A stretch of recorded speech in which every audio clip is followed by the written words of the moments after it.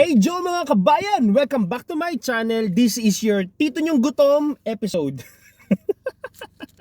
Breakfast time! And for today's video, spaghetti. Mainit-init pa. The moment of truth.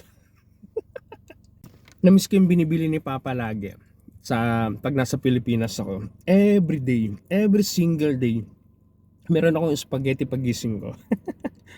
Yung nabibili sa labasan. Yung mga nagtitinda ng ulam or pag breakfast, sopas, spaghetti, parang ganito yung lasa. Ito ay nagkakahalaga ng 5 dirhams.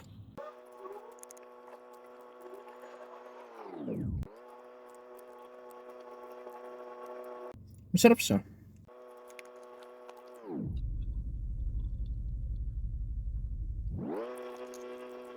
Filipino style spaghetti.